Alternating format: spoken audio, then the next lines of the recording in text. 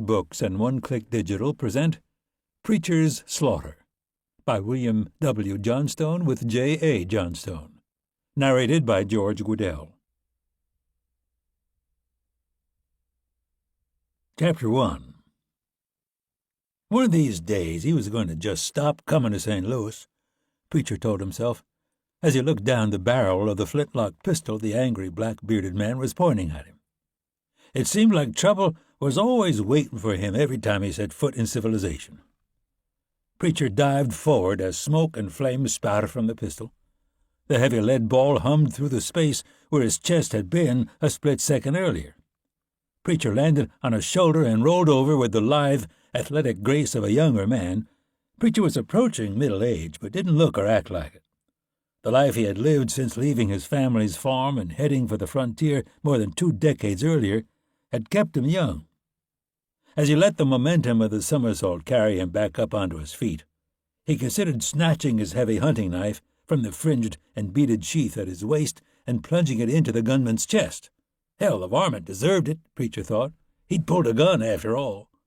But while killing this idiot wouldn't make Preacher lose a minute's sleep, dealing with the law afterward would be an annoyance. The authorities had started to frown on wanton slaughter, even in raucous riverfront taverns like Red Mike's.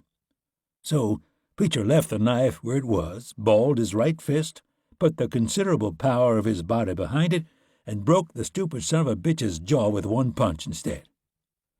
Like a fool, the man had been trying to reload his pistol when he didn't have nearly enough time to accomplish that task before Preacher hit him. When the mountain man's punch exploded against his jaw, the impact drove him into the bar with bone-crunching force. The man's arms flew wide, the empty pistol slipped from his fingers, flew across the room, and smashed into the face of a burly keelboat man. The red-headed whore who had started the whole ruckus by screaming in pain when the black-bearded man grabbed her by the hair and jerked her up against him now threw her arms around Preacher's neck. "You saved me from that brute," she gushed. She came up on her toes and planted her painted mouth on Preacher's mouth. Preacher didn't have any objections to kissing a whore, but he knew better than to close his eyes while he was doing it, too. Because of that, he saw the keelboat man leap up from the table, blood running like twin rivers from his busted nose, and charge across the room like a maddened bull. Clearly, the fellow didn't care whose fault it was that he'd gotten walloped in the snoot. The black-bearded man had collapsed in a moaning heap at the foot of the bar, so the riverman headed for the combatant who was still on his feet to take out his rage. Preacher thought about shoving the whore at the man to trip him. After all, she'd had a hand in this mess, but that wouldn't be the chivalrous thing to do, and Preacher still tried on occasion to be a gentleman. So he took hold of the redhead under the arms, picked her up, and swung her out of the way. "Better scoot, darling," he advised her with a pat on her attractive rump. Then he turned back to the keelboat man, whose lumbering charge was practically shaking the puncheon floor under Preacher's boots by now. Preacher lifted a foot, and the fellow's groin ran right into it at top speed. The shriek he let out was pretty high-pitched for somebody who was almost as wide as he was tall and all muscle. He doubled over, curling around the agony he felt, and barreled into Preacher like somebody had bowled him in a game of ninepins. As he fell, Preacher thought again that he really ought to stay away from St. Louis in the future.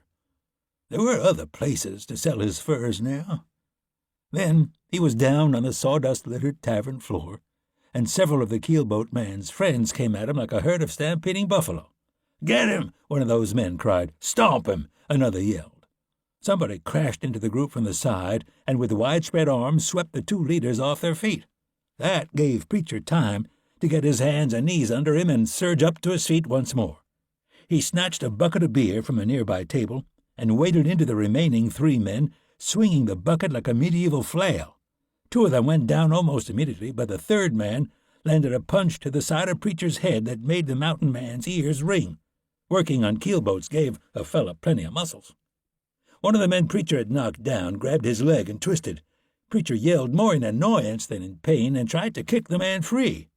The one who was still on his feet took advantage of the distraction and hammered a punch to Preacher's solar plexus that knocked the air out of his lungs. Then he tackled Preacher around the waist and dragged him to the floor. Preacher wound up wrestling with all 3 of them as he rolled around in the sawdust. A pungent blend of spilled beer, vomit, unwashed. To keep listening to this audiobook, I've left you a link in the description so you can do it. at no cost thanks to Audible's 30-day free trial.